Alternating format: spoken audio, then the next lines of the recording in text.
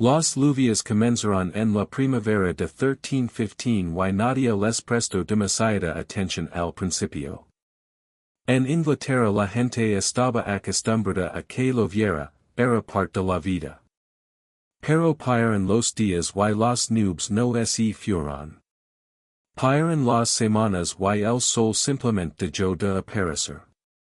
Los campesinos salían cada mañana a mirar el cielo y siempre encontraban lo mismo, una capa gris y espesa que no dejaba pasar la luz. Los hombres trabajaban la tierra igual que todos los años. Araron los campos, prepararon el suelo y enterraron las semillas con la esperanza de que todo saliera bien. Pero la lluvia no paraba. Cada día y noche, a veces fuerte, a veces como una llovizna fina que calaba hasta los huesos.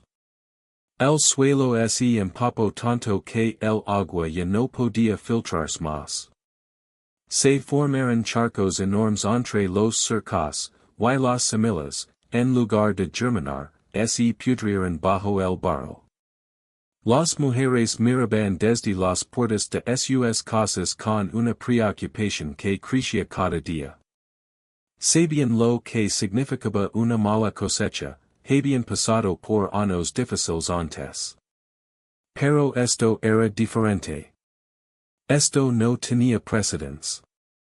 Los más viejos del pueblo, los que habían vivido más de 60 inviernos, dicen que nunca habían visto algo igual. La lluvia no daba tregua y el frío se calaba en las casas humildes hechas de madera y barro. Cuando llegó el verano, la temperatura no subió.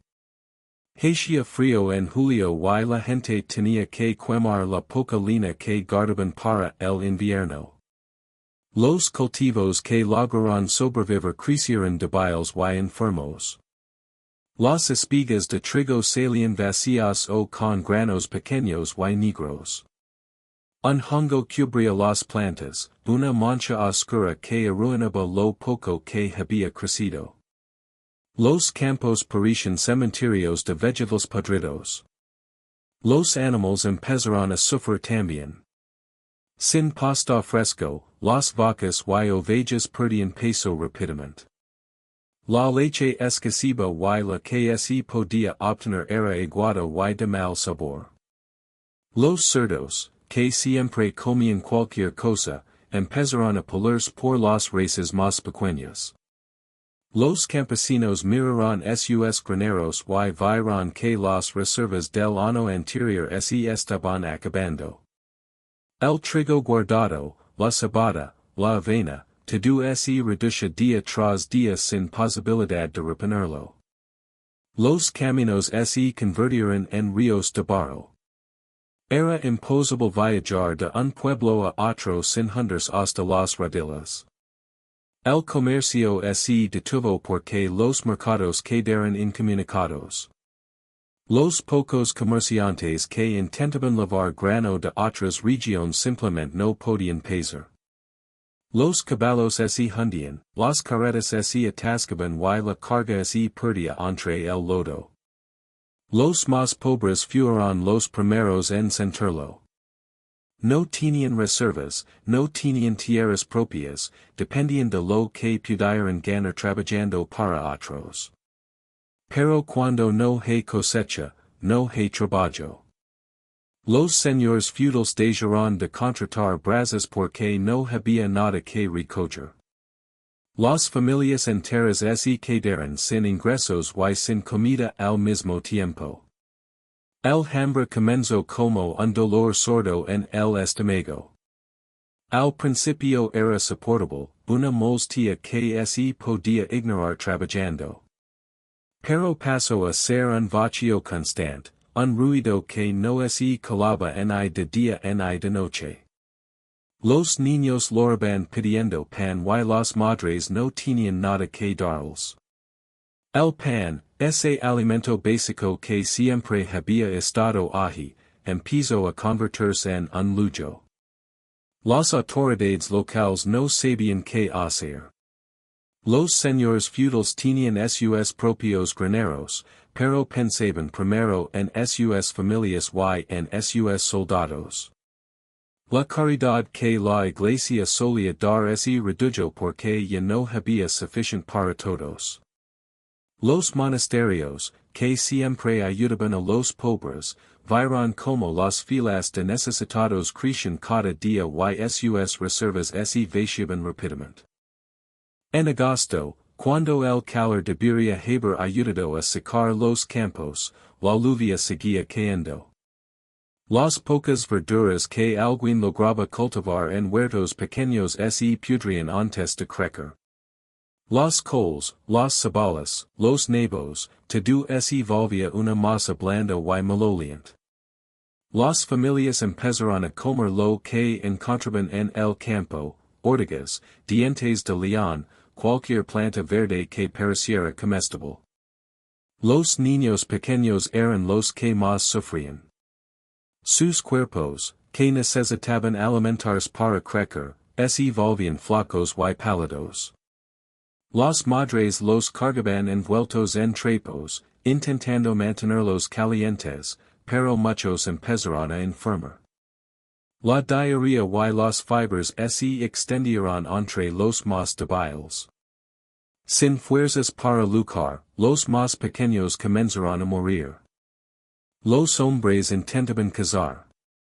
Se adentraban en los bosques con arcos y trampas, buscando conejos, ciervos, cualquier animal que pudiera llenar una olla.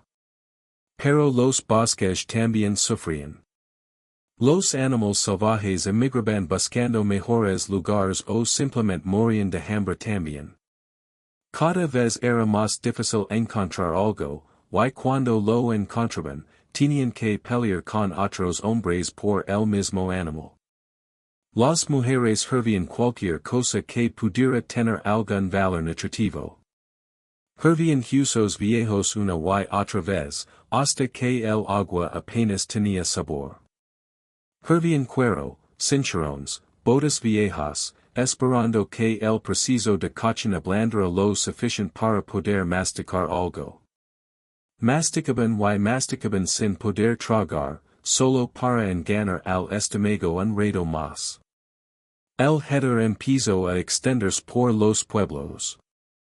Era el olor de la comida podrida, de la ropa sucia, de los cuerpos sin lavar, de los enfermos que yacían en sus camas de paja sin fuerzas para levantarse.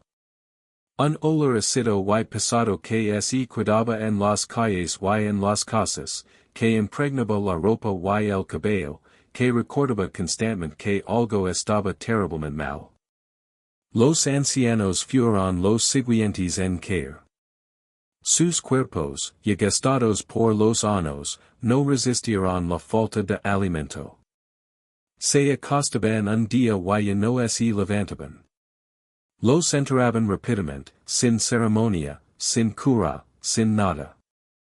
Solo un hoyo en la tierra y una oración susurrada antes de volver a la lucha por sobrevivir otro día. En las ciudades más grandes, como Londres, la situación era igual de terrible. Los panaderos ya no horneaban porque no tenían harina. Los mercados estaban vacíos.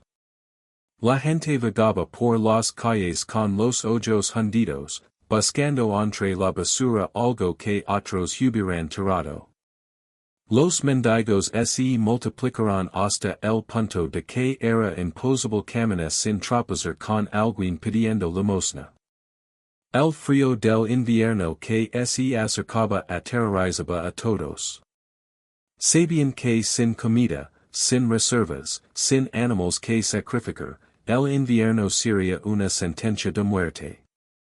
Las familias se reunían alrededor del fuego, mirándose unos a otros, preguntándose quién sería el siguiente, quién llegaría vivo a la primavera. Los más fuertes empezaron a planear. Sabían que la supervivencia no sería para todos, que algunos tendrían que sacrificarse para que otros vivieran. Pero nadie hablaba de eso en voz alta. Era un pensamiento oscuro que rondaba las cabezas, un monstruo silencioso que crecía con cada día sin pan, con cada noche sin cenar. Los primeros en morir de hambre oficialmente fueron aquellos que ya estaban débiles antes de que empezara la crisis. Los enfermos crónicos, los ancianos solitarios, los niños sin padres. Pero pronto la muerte empezó a llevarse también a los que habían estado sanos, a los trabajadores fuertes que simplemente no encontraban que comer. La gente dejó de contar los días. El tiempo se volvió una masa gris como las nubes, un presente eterno de hambre y frío. Nadie sabía cuánto levaban así, nadie sabía cuánto faltaba. Solo sabían que tenían que levantarse cada mañana y seguir buscando, seguir masticando, seguir sobreviviendo.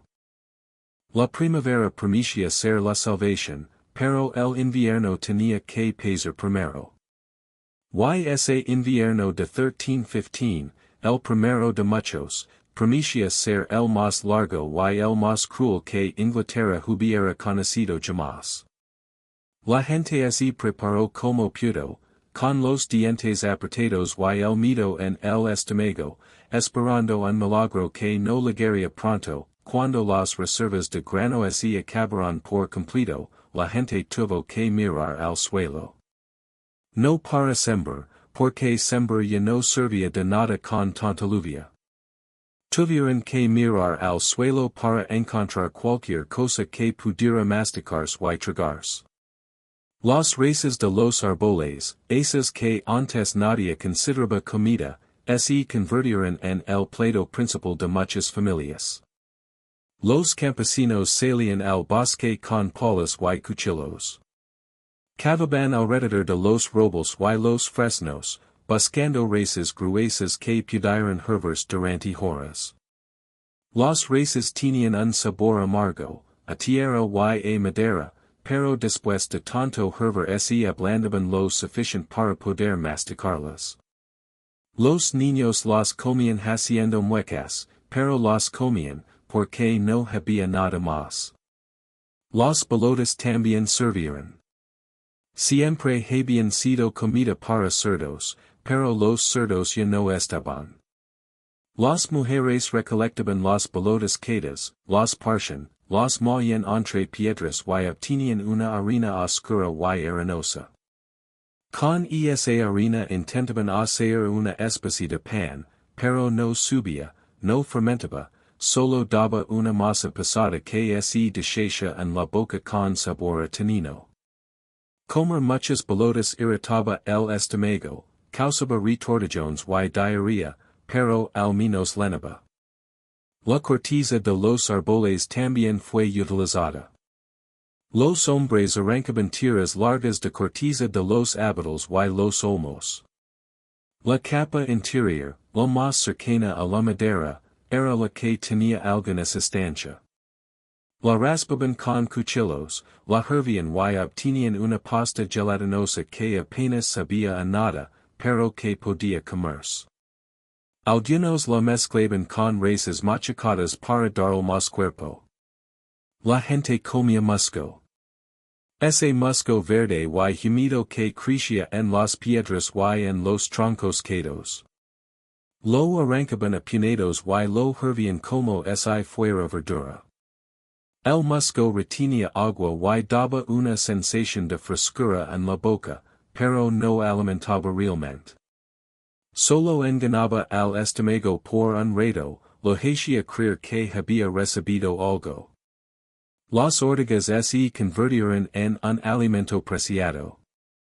Las mujeres aprendieron a recogerlas con cuidado, protegiéndose las manos con trapos para no picarse. Las hervían y el agua de cocer ortigas se bebía como caldo. Las hojas cocidas perdían el placer y podían masticarse. Eran verdes, tenían vitaminas, ayudaban a que los cuerpos no se deterioren tan rápido. Los dientes de león, las malvas, los berros de los arroyos, todo lo verde que crecía fue arrancado y comido. Los campos alrededor de los pueblos quedaron pelados, sin una sola hierba. La gente caminaba kilómetros buscando lugares donde todavía hubiera algo que recolectar, y cuando encontraban un parche de plantas, lo limpiaban por completo, sin dejar en ahí una hoja. La tierra misma terminó siendo alimento. No cualquier tierra, sino un tipo especial de arcilla que se encontraba en algunos lugares. Esta arcilla, llamada tierra de gales en algunas regiones, era blanca y grasienta. La gente la moldeaba en pequeñas tortas y las secaba al sol. Como tierra lenaba el estómago, daba una pesadez que se confundía con saciedad. Pero la tierra no alimenta, solo pasa por el cuerpo vacío. Los niños pequeños comían tierra con más facilidad que los adultos. Jugaban con ella, hacían figuritas, y a veces se la levaban a la boca como si fuera masa de pan. Las madres los dejaban hacer, porque al menos así dejaban de llorar de hambre un rato. Pero la tierra compactaba sus intestinos y muchos niños murieron con la barriga hinchada y dura como una piedra. Los que tenían un poco más de recursos intentaban cazar. Los bosques se llenaron de trampas caseras hechas con cuerdas y palos. Los hombres pasaban días enteros esperando, escondidos entre la maleza, con la esperanza de ver pasar un conejo o una libra. Cuando lograban atrapar algo, era como si hubieran encontrado oro. La carne se repartía en porciones minúsculas, cada pedazo contaba. Las aves también fueron perseguidas. Los niños aprendieron a lanzar piedras con hondas, a veces acertaban a algún pájaro despistado. Un gorrión, un mirlo, cualquier cosa con plumas servía. Se desplumaba, se limpiaba y se echaba a la olla con agua y hierbas. El caldo resultante, aunque aguado, sabía a gloria comparado con la corteza de árbol. Los ríos y arroyos se vaciaron de peces. Los hombres construían pequeñas presas con piedras para atraparlos, usaban redes hechas con fibras vegetales, incluso intentaban pesca con las manos. Los peces pequeños se comían enteros, sin limpiar, sin quitar espinas, porque cada bocado contaba. Las ranas también sirvieron, y los caracoles, y cualquier bicho que se moviera. Los caracoles se volvieron especialmente populares. Se encontraban en las paredes húmedas, debajo de las piedras, en los jardines abandonados. Las mujeres los recogían en cubos, los lavaban varias veces para quitarles el barro y los hervían con sal si quedaba alguna.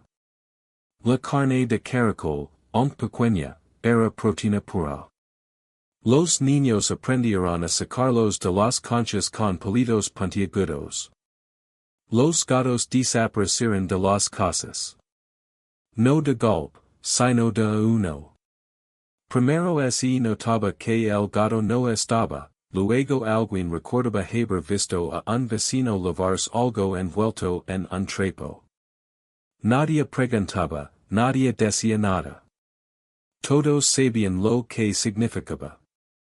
Los gatos, que siempre habían sido compañeros de hogar y cazadores de ratones, se convirtieron en presas. Los perros corrieron la misma suerte. El perro que había cuidado la casa durante años, el que seguía a los niños a todas partes, un día simplemente dejaba de estar. Las familias más desesperadas miraban a sus propios animales con hambre en los ojos, calculando cuántos días de vida podía dar ese cuerpo. Muchos lo harán mientras lo hacían, pero lo hicieron igual. Las ratas se convirtieron en un manjar.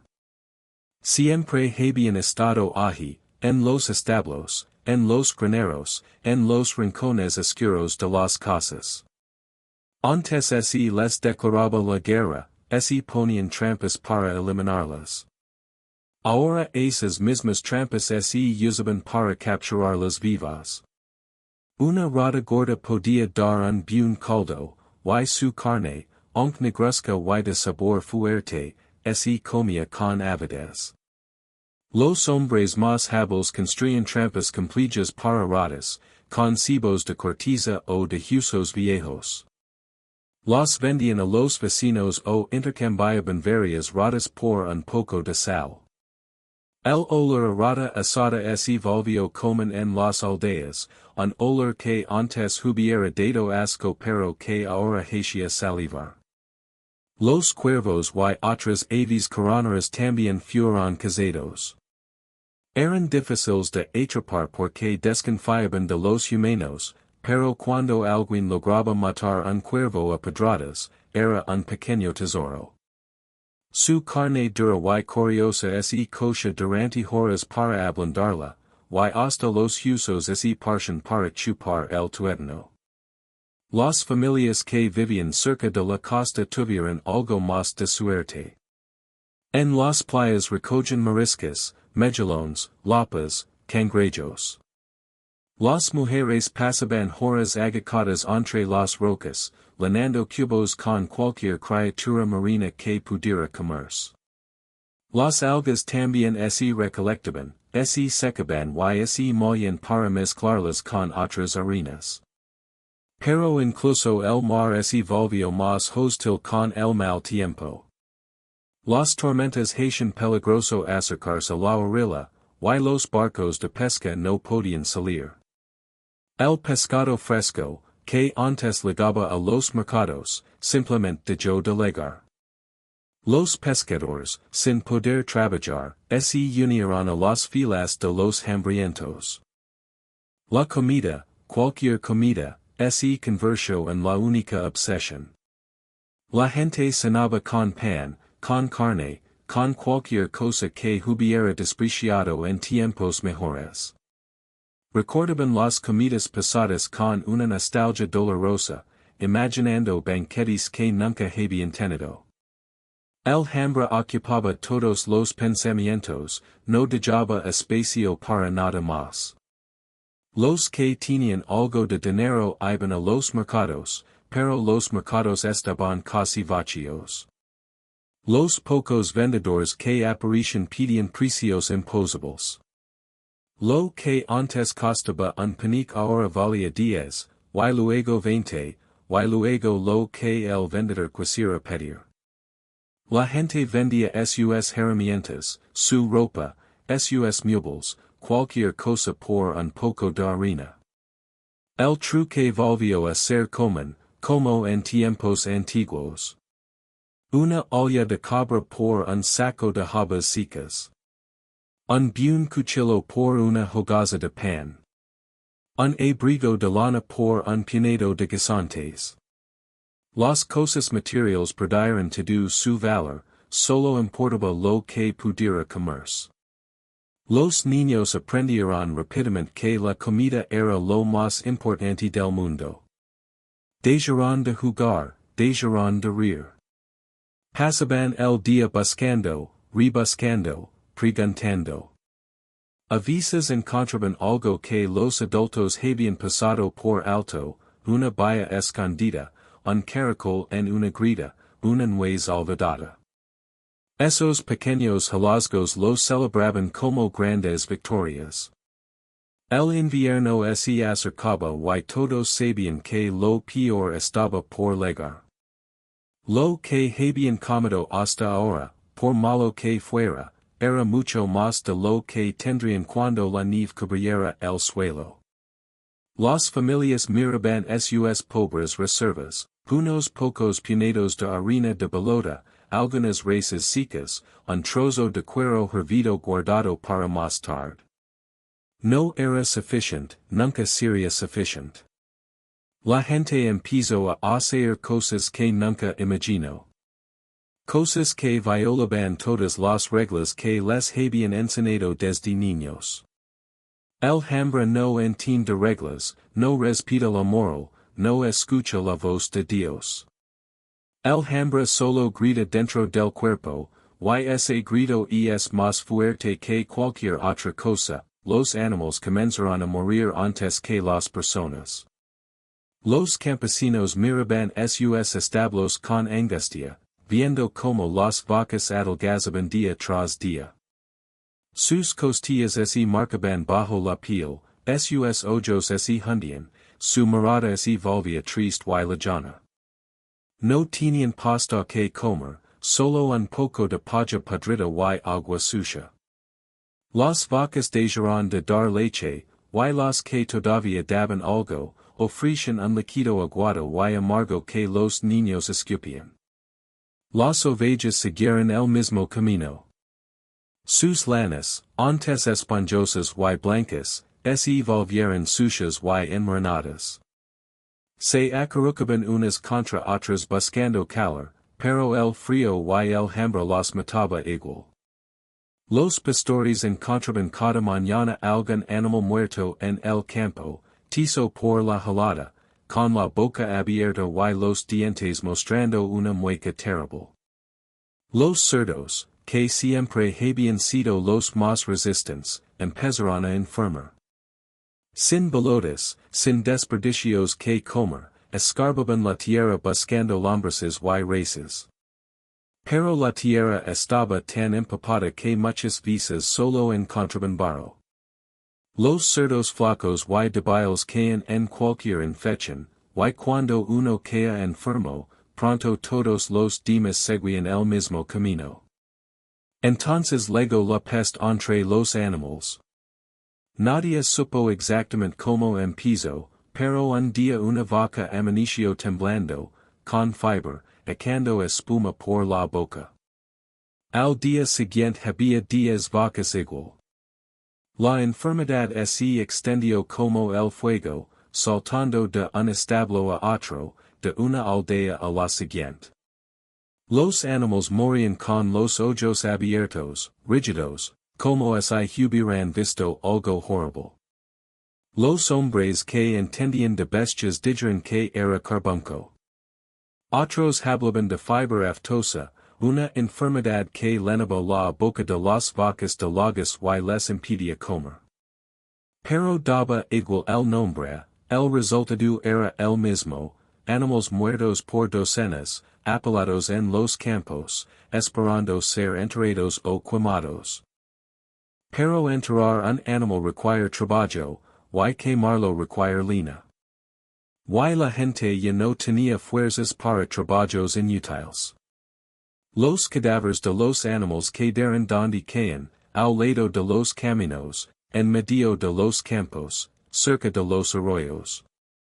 Los perros salvajes y los cuervos se dieron un festín durante un tiempo, pero pronto ellos también empezaron a morir. El olor a carne podrida se extendió por todas partes. Era un olor dulzón y pesado que se metía en la ropa, en el pelo, en la comida que había comida.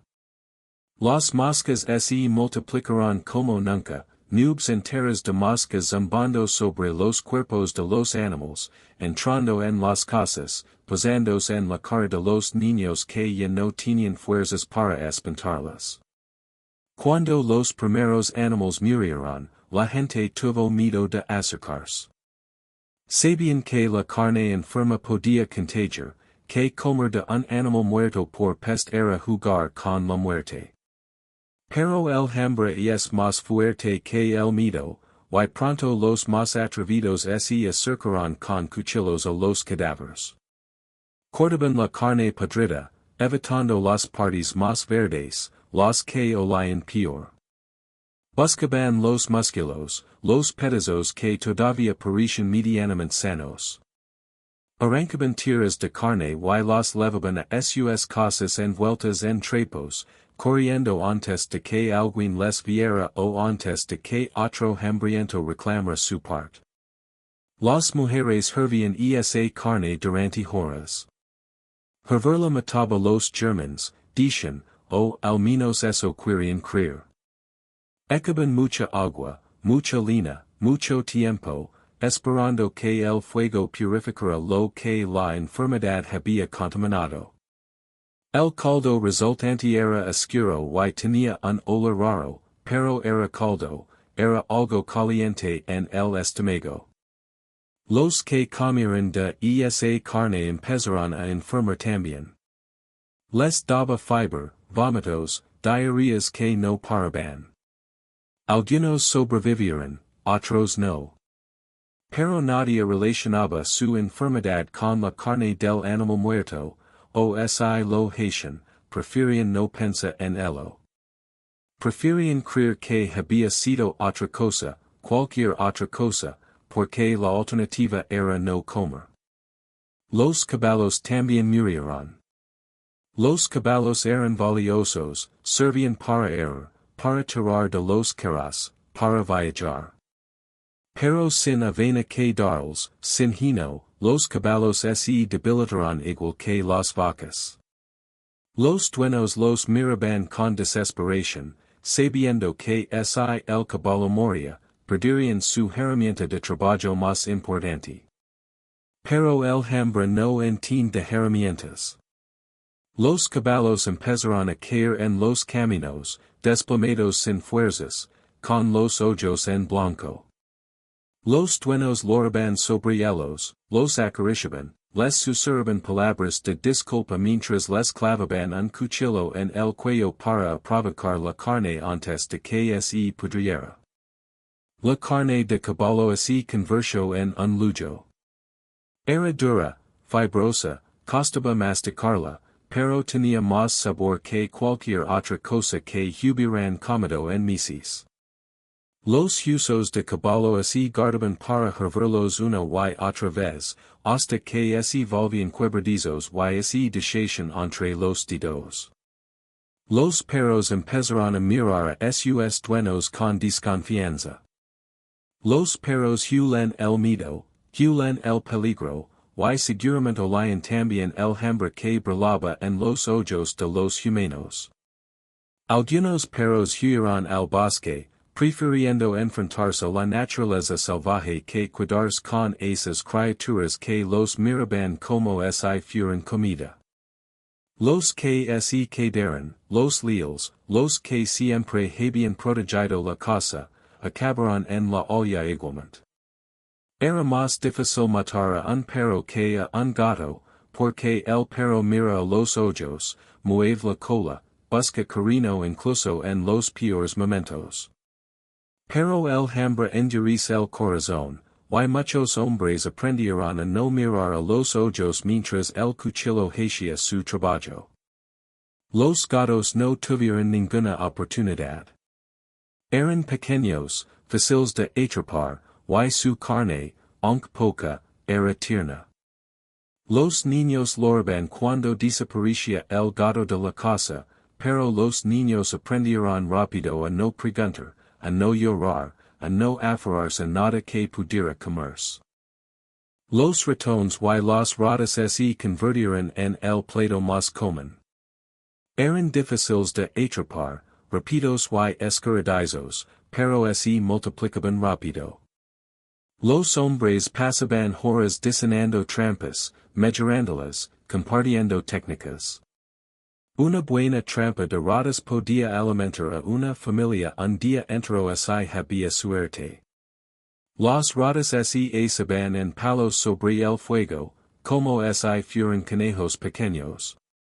Su piel se comuscaba y reventaba, dejando ver una carne grisácea que desprendía un olor fuerte. Los niños aprendieron a pelarlas rápido, a sacar las tripas, a no pensar en lo que estaban comiendo. Era carne, solo carne, y eso era suficiente. Los cuervos y las urracas también cayeron. Los cazaban con hondas, con trampas, incluso a mano cuando podían acercar sigilosamente. Su carne era curiosa y negra, con sabor a la corona que ellos mismos habían comido, pero la gente la cocinaba tanto que al final todo sabía igual.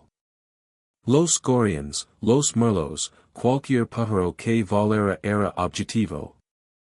Los niños se volvieron expertos en lanzar piedras, pasaban horas practicando, compitiendo por ver quién acertaba más. Un pájaro pequeño apenas daba para un bocado, pero muchos bocados pequeños llamaban una comida.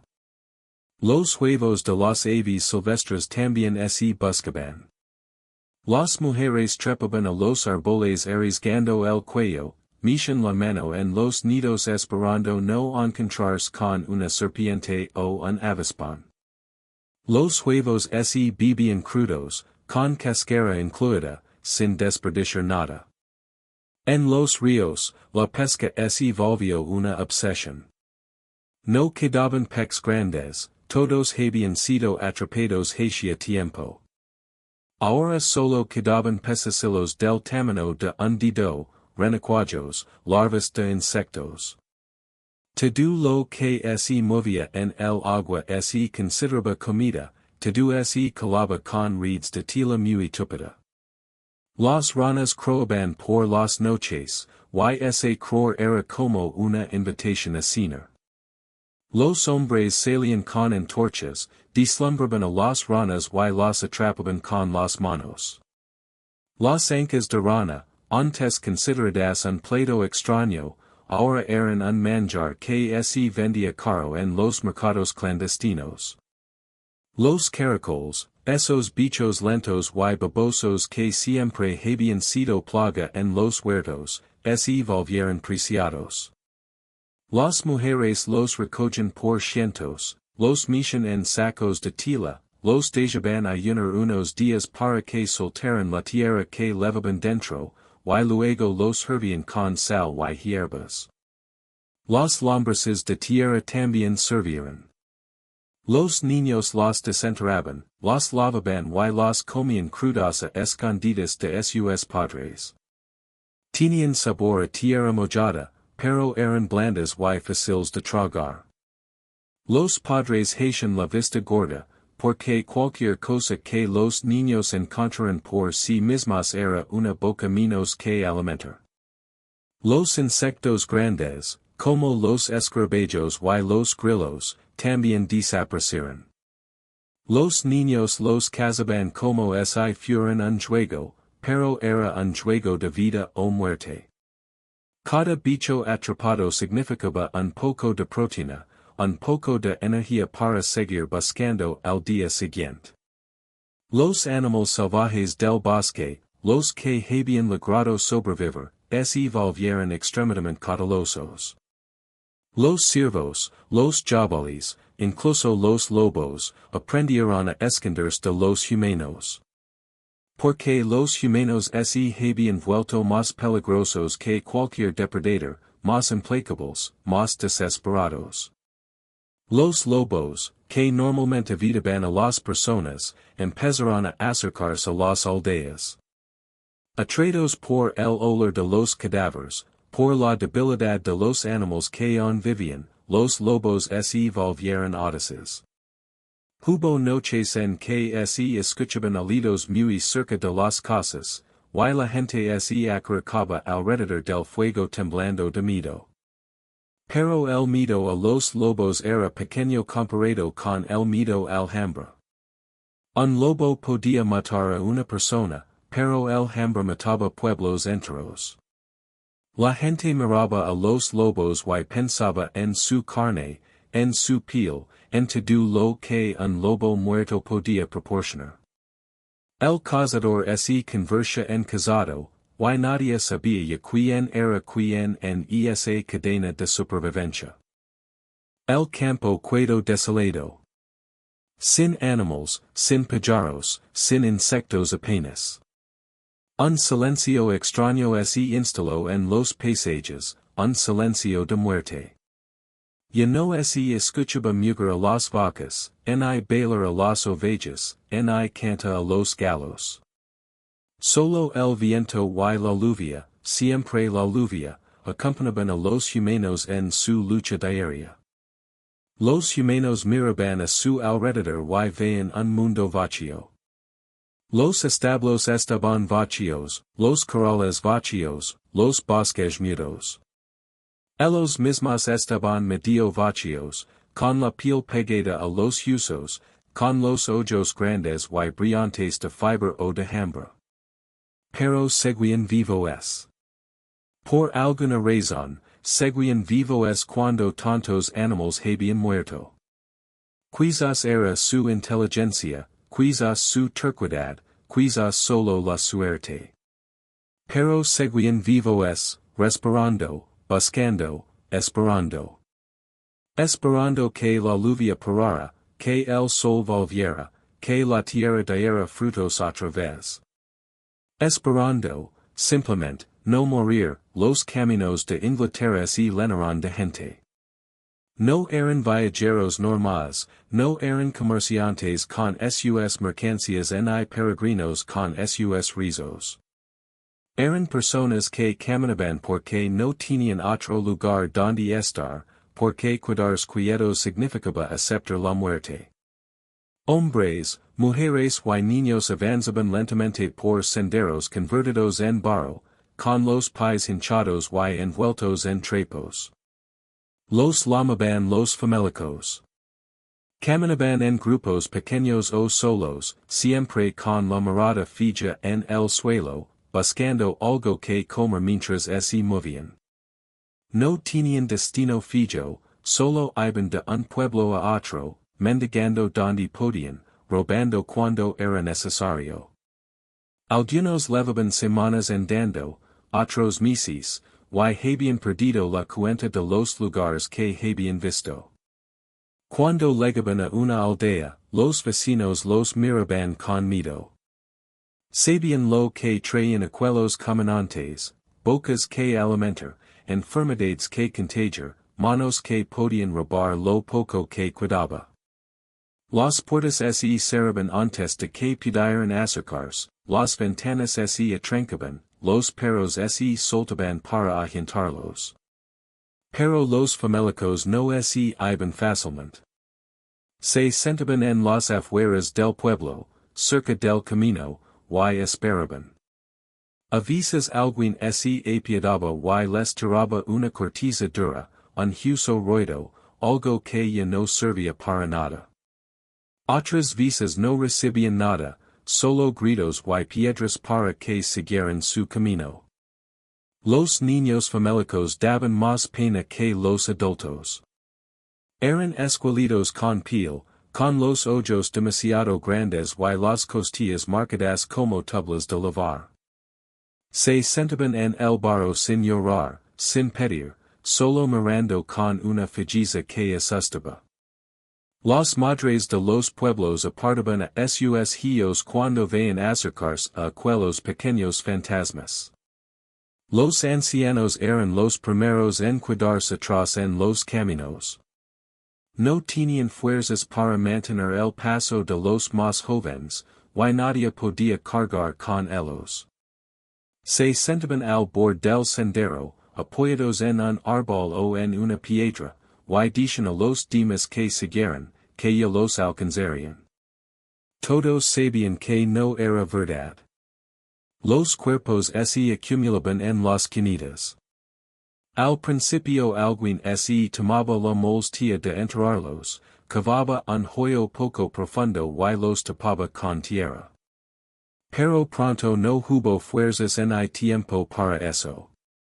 Los muertos quedaban donde caían, al lado del camino, y los vivos pasaban a su lado sin mirarlos, sin detenerse, como si fueran piedras. El hambre hacía cosas extrañas en las personas. Los que caminaban juntos a veces se separaban sin razón, cada uno por su lado, como si de repente hubieran olvidado que eran familia. Otras veces se aferraban unos a otros con desesperación, formando grupos que se negaban a soltarse aunque eso los retrasara a todos. Los niños pequeños eran los que más sufrían en los caminos. Sus padres los cargaban al principio, luego los turnaban, luego los arrastraban. Cuando un niño ya no podía caminar, cuando sus piernas flacas se negaban a sostenerlo, los padres tenían que tomar decisiones que ningún padre debería tomar. Algunos dejaban a los niños al cuidado de otros mientras iban a buscar comida, y nunca volvían. Otros los sentaban bajo un árbol con la promesa de regresar pronto, y seguían caminando sin mirar atrás. No era maldad, era supervivencia.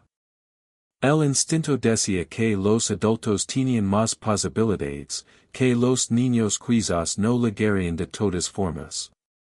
Los niños abandonados loraban al principio, luego calaban, luego así quedaban dormidos y no despertaban. Los viajeros que pasaban después los veían allí, acurrucados como si durmieran, y seguían de largo porque ya no había nada que hacer. En las aldeas que todavía tenían algo de comida, la gente dejó de abrir las puertas a los extraños. Antes, la caridad era una obligación cristiana, compartir el pan con el necesitado era un mandamiento. Pero ahora el pan escaseaba tanto que dar un mendrugo a un desconocido podía significar que tu propio hijo se quedara sin comer. Los sacerdotes predicaban desde las iglesias vacías, hablando de compasión y de ayudar al prójimo. Pero los feligreses miraban hacia otro lado, apretaban sus pocas pertenencias y pensaban que el prójimo tendría que arreglárselas solo. Dios entendería, Dios sabía lo difícil que era la situación. Las historias de robos se extendieron por todas partes. Se decía que los famélicos no solo mendigaban, también asecaban. Esperaban a que alguien saliera de su casa y entonces entraban a robar lo poco que hubiera. Se levaban un trozo de tocino, un puñado de habas, cualquier cosa que pudiera comerse. Los campesinos empezaron a dormir con los cuchillos cerca. Cualquier ruido en la noche los hacía saltar, cualquier sombra los ponía en alerta. Las casas se convirtieron en fortalezas, con puertas reforzadas y ventanas tapadas. Los perros, los pocos que quedaban, se volvieron más valiosos que nunca como guardianes. Los grupos de famélicos se volvían más audaces cuando el hambre apretaba demasiado. A veces se juntaban varios, 5 o 6, y atacaban una granja aislada.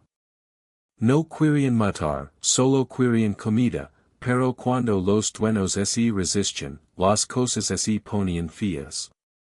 Hubo granjeros muertos por defender un poco de harina, y famélicos muertos por intentar conseguirla. Los comandantes aprendieron a moverse de noche. La oscuridad los protegía de las miradas hostiles, les permitía acercarse a los pueblos sin ser vistos. Merodeaban alrededor de las casas como fantasmas, buscando una ventana mal cerrada, una puerta sin asegurar, cualquier descuido. Los niños de los pueblos vivían con miedo constante. Sus padres les contaban historias de los hombres del camino, de cómo podían librárselos si no se portaban bien.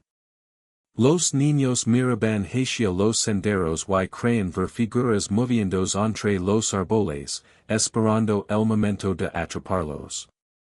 En las ciudades grandes, los famélicos se agolpaban en las puertas. Londres, York, Bristol, todas las murallas tenían su grupo de desesperados esperando entrar. Los guardias los mantenían alojados con palos y amenazas, porque dentro ya había bastante hambre como para sumar más bocas. Los cementerios se llenaron de fosas comunes. Ya no había tiempo para entierros individuals, para misas, para rizos. Legaban carretas con cuerpos y los echaban todos juntos en un gran hoyo, unos encima de otros, hombres con mujeres, niños con ancianos. Una capa de cal, otra capa de tierra, y a seguir. Los enterradores trabajaban sin descanso, pero a veces ellos también caían. Un día estaban cavando la fosa, al día siguiente estaban dentro de ella. El trabajo era duro, el hambre no perdonaba a nadie, y el olor a muerto se pegaba a la piel como una segunda capa. Las madres enterraban a sus hijos con sus propias manos. Cavaban en el huerto, detrás de la casa, en cualquier lugar donde la tierra estuviera blanda. Envolvían el cuerpo pequeño en un trapo, lo depositaban en el hoyo, lo cubrían y marcaban el lugar con una piedra.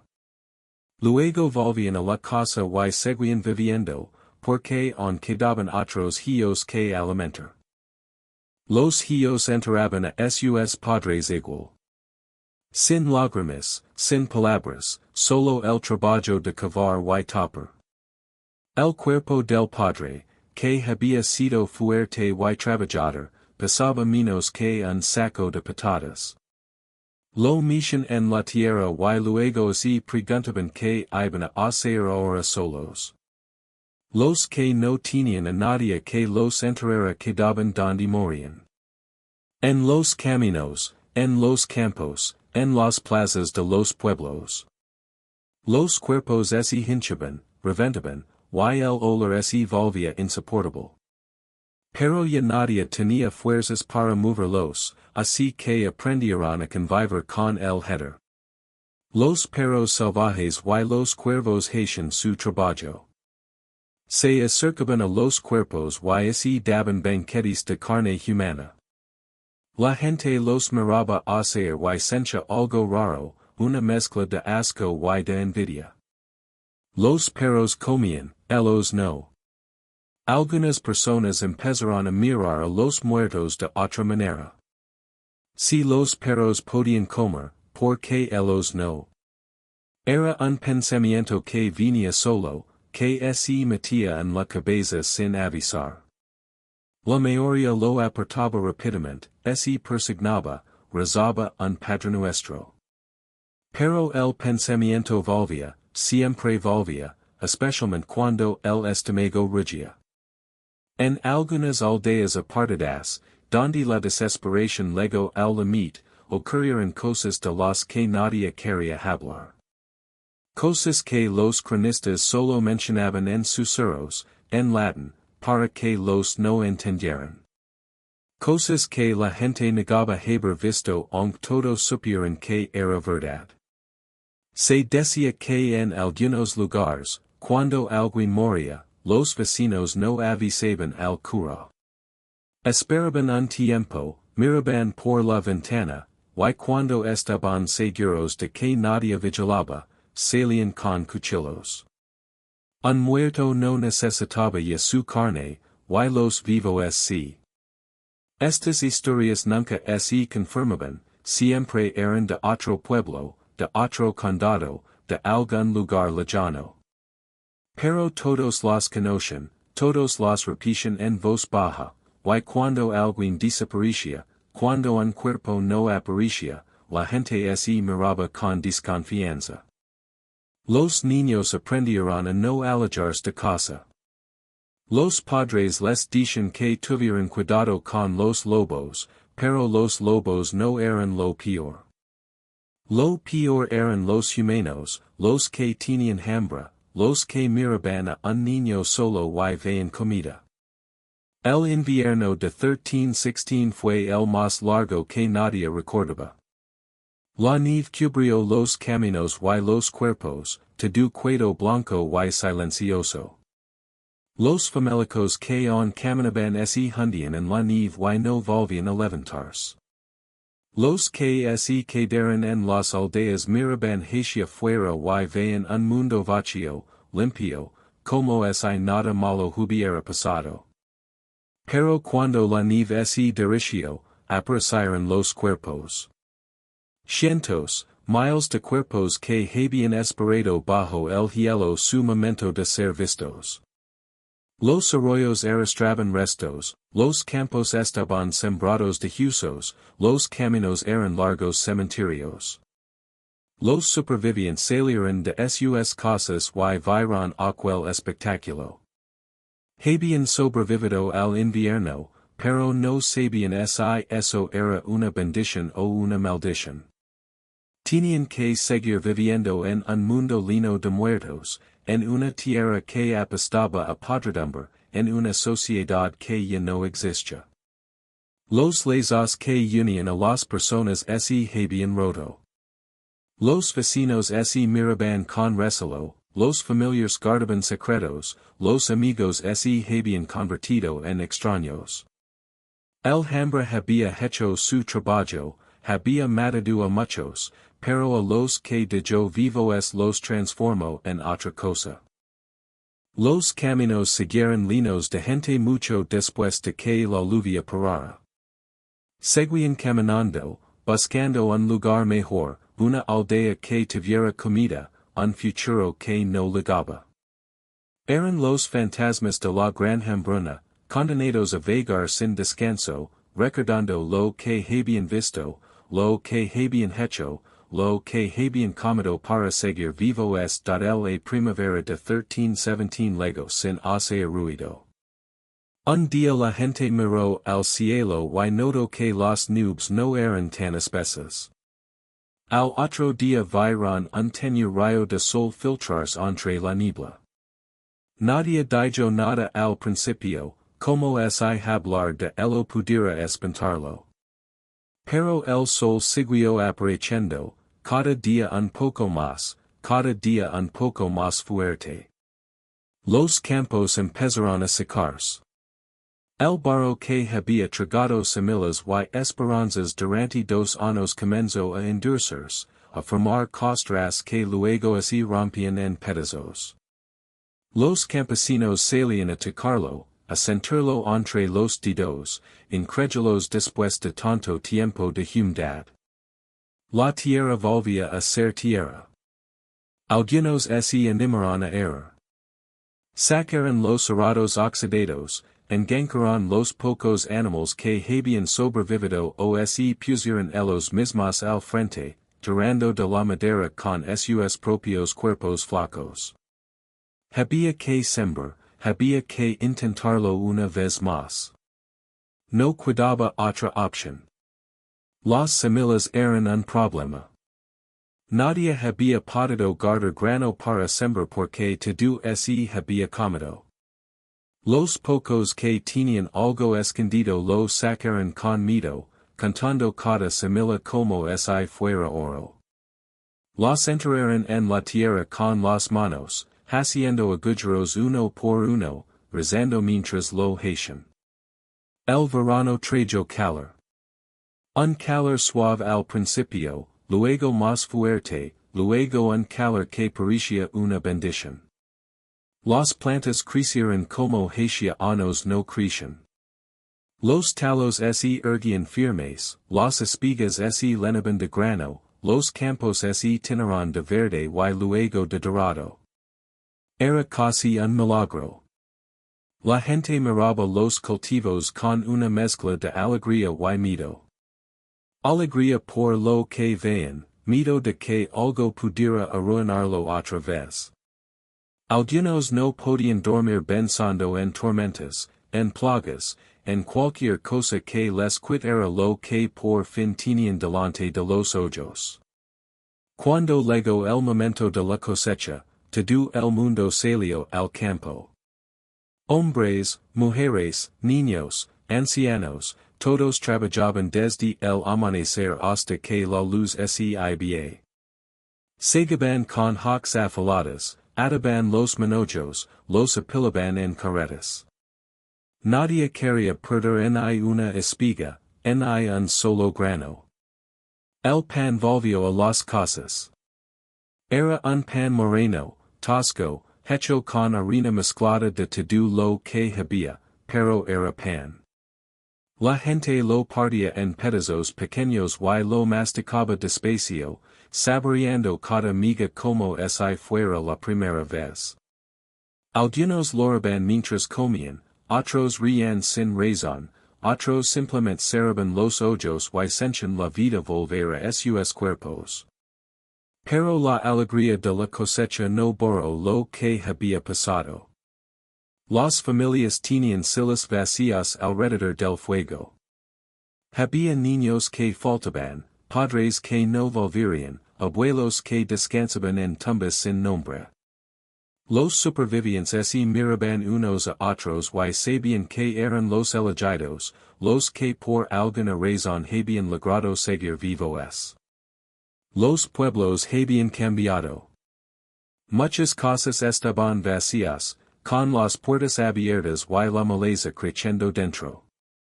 Pertenecían a familias enteras que habían muerto o que se habían ido sin dejar rastro.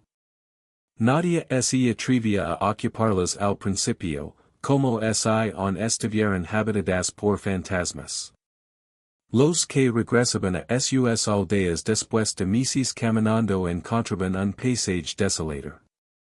Sus casas saqueadas, sus campos yermos, sus vecinos muertos o desaparecidos. Algunos se sentaban en medio del pueblo y se quedaban mirando el vacío, sin saber qué hacer, sin saber hacia dónde ir ahora. Los señores feudales hicieron recuento de sus tierras. Habían perdido a muchos campesinos, muchos siervos, mucha mano de obra. Las tierras que antes trabajaban 100 personas ahora apenas tenían 20. Había que reorganizar todo, repartir las parcelas, decidir quién trabajaba qué. Algunos campesinos vieron en la tragedia una oportunidad. Con menos gente, las tierras disponibles eran más. Los que sobrevivieron pudieron acceder a parcelas más grandes, a mejores condiciones.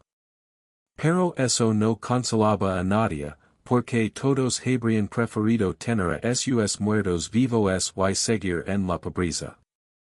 Los precios del grano empezaron a bajar lentamente. Todavía estaban altos, mucho más altos que antes de la hambruna, pero ya no eran esos precios imposibles de los años malos. La gente podía comprar un poco más, guardar un poco más, pensar un poco más en el futuro. El ganado tardó en recuperarse. Los pocos animales que quedaban eran flacos y débiles, y costó años volver a tener rebanos como antes. La gente miraba las vacas y las ovejas con otros ojos ahora, sabiendo lo frágil que era esa riqueza, lo rápido que podía desaparecer. Los bosques seguían mudos. Los animales salvajes tardaron en regresar a los lugares donde habían sido cazados sin piedad. Los pájaros volvían poco a poco, los conejos empezaban a criar otra vez, pero la abundancia de antes tardaría generaciones en recuperarse. Los niños que sobrevivieron crecieron rápido. Pasaron de la infancia a la adultez en esos años de hambre, aprendiendo lecciones que ningún niño debería aprender. Sabían reconocer plantas comestibles, sabían cazar ratas, sabían calar cuando tenían hambre. Eran niños viejos, con ojos tristes y manos hábiles. Las madres que perdieron hijos nunca volvieron a ser las mismas. Levaban el luto en silencio, sin hablar de los pequeños que ya no estaban. A veces, cuando veían a un niño llegando, se quedaban mirando fijamente, recordando, y luego desviaban la vista rápidamente. Los ancianos que sobrevivieron se convirtieron en memorias vivientes. Contaban a los jóvenes lo que había pasado, cómo era el mundo antes de las lluvias, cómo era el infierno durante ellas. Los jóvenes escuchaban sin creer del todo, porque era difícil imaginar tanto horror cuando el sol brillaba otra vez. La iglesia intentó dar sentido a lo ocurrido. Los sacerdotes dicen que era un castigo de Dios por los pecados de los hombres, que había que arrepentirse, que había que rezar más. Algunos creyeron, otros no. Los que habían visto morir a sus hijos inocentes tenían dificultades para aceptar que todo había sido un castigo divino. Los cementerios se llenaron de cruces nuevas.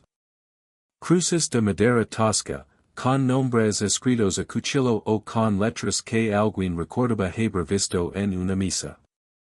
Las familias iban los domingos a visitar a sus muertos, a lavar flores silvestres, a sentarse un rato en silencio junto a ellos. Las fosas comunes quedaron marcadas con grandes piedras. Nadie sabía exactamente quién estaba allí, pero todos sabían que allí descansaban vecinos, amigos, familiares. Se convirtieron en lugares sagrados, donde la gente iba a rezar sin saber por quién rezaba exactamente. Los caminos se fueron vaciando de famélicos. Algunos encontraron trabajo en las tierras que necesitaban brazas, otros volvieron a sus lugares de origen, otros simplemente dejaron de caminar cuando sus piernas ya no pudieron más. Pero durante años, siempre había alguien que aparecía por el horizonte, un último vagabundo que llegaba tarde la salvación. Las historias de lo ocurrido empezaron a contarse. Se contaban en las tabernas, en las reuniones familiares, alrededor del fuego en las noches de invierno. Cada vez que se contaban, añadían algún detalle, algún horror nuevo, alguna historia de las que ponían los pelos de punta. Los niños nacidos después de la hambruna crecieron escuchando esas historias. Para ellos era como un cuento de miedo, algo que había pasado en otro tiempo, a otra gente. No podían entender realmente lo que sus padres habían vivido, la desesperación, el hambre, las decisiones imposibles. Los que vivieron la hambruna rara vez hablaban de ciertas cosas. Había recuerdos que guardaban para sí mismas, noches que preferían olvidar, comidas de las que no querían acordarse. Miraban a veces a sus vecinos con una expresión extraña, como preguntándoos que habrían hecho ellos, si habrían sido fuertes o débiles. La confianza nunca volvió del todo. La gente había aprendido que en momentos extremos, cualquiera podía convertirse en otra persona. El vecino que siempre había sido amable podía negar un pedazo de pan. El amigo de toda la vida podía cerrar la puerta. La familia podía tomar decisiones terribles. Pasaron los años y las cicatrices se volvieron menos visibles. Los campos produjeron cosechas normales, los animales se multiplicaron, los pueblos se llenaron de nuevas generaciones. Pero algo había cambiado para siempre en la gente que había vivido aquellos años. Los más viejos, cuando ya estaban cerca de morir, a veces soltaban detalles que habían guardado toda la vida. Confesiones susurradas a un cura, o a un hijo, o a nadie. Cosas que habían hecho para sobrevivir, cosas que habían visto, cosas que preferían llevar consigo a la tumba. Los cronistas escribieron lo que pudieron. En los monasterios, los monjes anotaron fechas, números, lugares. Hablaron de lluvias y de cosechas perdidas, de precios del trigo y de muertos sin contar. Pero lo que realmente había pasado, el horror cotidiano, la desesperación silenciosa, eso no podía escribirse. Los huesos quedaron bajo la tierra. Durante siglos, los campesinos que araban los campos encontraban a veces restos humanos, cráneos rotos, fémurs largos. Los miraban un momento, se persignaban, y seguían arando. Sabían de quiénes eran, sabían lo que había pasado, pero la vida seguía y había que trabajar. Inglaterra sobrevivió. Europa sobrevivió. La gente siguió viviendo, casándose, teniendo hijos, envejeciendo y muriendo. Pero los que atravesaron el infierno del hambre llevaron siempre una marca invisible, un conocimiento que no se olvida, saber lo fragile que es todo, lo rápido que puede desaparecer la comida, lo fácil que es volverse otro cuando el estómago grita. Y cuando años después, en las noches de tormenta, la lluvia golpeaba fuerte los tejados, algunos se despertaban sobresaltados. Miraban por la ventana, veían el agua caer, y sentían un miedo antiguo recorrerles la espalda. El miedo a que todo volviera a empezar. El miedo a que el cielo se cerrara otra vez y el infierno regresara.